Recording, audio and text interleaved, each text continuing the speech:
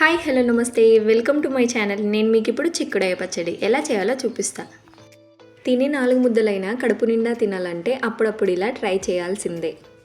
మరి ఇంకెందుకు ఆలస్యం, వన్స్ ఒకసారి ఇలా ట్రై చేసి చూడండి, ఎలా ఉందో చెప్పండి. ముందుగా వీడియోలో చూపిస్తున్న విధంగా చిక్కుడుకాయలు నిరిచి కడిగి ఒక క్లాత్ పైన పదును లేకుండా ఆరనివ్వాలి. నేనైతే 1/2 కిలో చిక్కుడుకాయల వరకు తీసుకున్నాను. చూసారా, చిక్కుడుకాయలు పదును లేకుండా చక్కగా ఆరిపోయాయి. ఇప్పుడు స్టవ్ పైన కడాయి పెట్టుకొని డీప్ ఫ్రైకి సరిపడా ఆయిల్ని వేడి చేసుకోవాలి. నూనె వేడైన తర్వాత చిక్కుడుకాయ ముక్కల్ని వేసుకోవాలి. మీడియం ఫ్లేమ్లో మెల్లిగా అటు ఇటు కలుపుతూ ఫ్రై చేసుకోవాలి. వీడియోలో చూపిస్తున్న విధంగా క్రిస్పీగా కలర్ చేంజ్ అయిన తర్వాత తీసుకోవాలి. చూసారా, అన్నీ సమానంగా చక్కగా ఫ్రై అయిపోయాయి. కచ్చా పచ్చాగా దంచి తీసుకున్న వెల్లుల్లి, ధనియాలు, ఆవాలు, జీలకర్ర, మెంతులు, వేయించిన ఆవాల పొడి, వేయించిన మెంతుల పొడి, అలాగే 4 లవంగాలు, 1 ఇలాచీ. ఇప్పుడు స్టవ్ పైన కడాయి పెట్టుకొని కడాయి వేడైన తర్వాత 4 టేబుల్ స్పూన్ల వరకు ఆయిల్ వేసుకోండి. నేనైతే ఆల్రెడీ చిక్కుడుకాయలు ఫ్రై చేసుకున్న ఆయిలే ఉంది కాబట్టి ఆ ఆయిలే ఉంచుకున్నాను. నూనె వేడైన తర్వాత కచ్చా పచ్చాగా దంచి తీసుకున్న వెల్లుల్లి వేసుకోవాలి.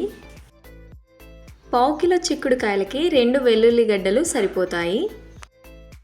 వెల్లుల్లి కొంచెం ఫ్రై అవుతూ ఉండగా 4 లవంగాలు, 1 ఇలాచీ వేసుకోవాలి. 1/2 టీ స్పూన్ జీలకర్ర, 1/2 టీ స్పూన్ ఆవాలు, 1/2 టీ స్పూన్ ధనియాలు, చిటికెడు మెంతులు. ఒక్కసారి మొత్తం మంచిగా నూనెలో వెల్లుల్లి ఫ్రై అయ్యేలాగా కలుపుకోవాలి. 1 టీ స్పూన్ వేయించిన ఆవాల పొడి, 1/2 టీ స్పూన్ వేయించిన మెంతుల పొడి. మెంతి పొడి 1/2 కిలో చిక్కుడుకాయలకి 1/2 టీ స్పూన్ వరకు సరిపోతుంది. మరీ ఎక్కువగా వేసుకుంటే చేదొస్తుంది. నేను వేసిన ప్రతి ఒక్కటి వేస్తేనే టేస్ట్ చాలా బాగుంటుంది.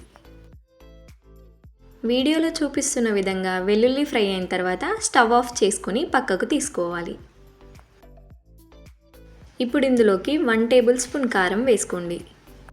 అలాగే రుచికి సరిపడా ఉప్పు. ఇప్పుడు నూనెలో కారపొడి, ఉప్పు కలిసిపోయేలాగా మొత్తం మంచిగా కలుపుకోవాలి. మొత్తం మంచిగా కలుపుకున్న తర్వాత వేయించుకున్న చిక్కుడుకాయల్ని వేసుకోవాలి. చిక్కుడుకాయకి ఉప్పు కారం పట్టుకునేలాగా అడుగు వరకు మొత్తం మంచిగా కలుపుకోవాలి. వీడియోలో చూపిస్తున్న విధంగా మొత్తం కలుపుకున్న తర్వాత చివర్లో కొంచెం నిమ్మకాయ రసం పిండాలి.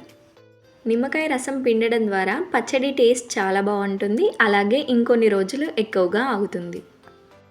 ఇప్పుడు ఒకసారి మొత్తం మంచిగా అడుగు వరకు కలుపుకోవాలి. అంతే, టేస్టీ చిక్కుడుకాయ పచ్చడి రెడీ. వేడి వేడి అన్నంలో కలుపుకొని తింటే చాలా బాగుంటుంది.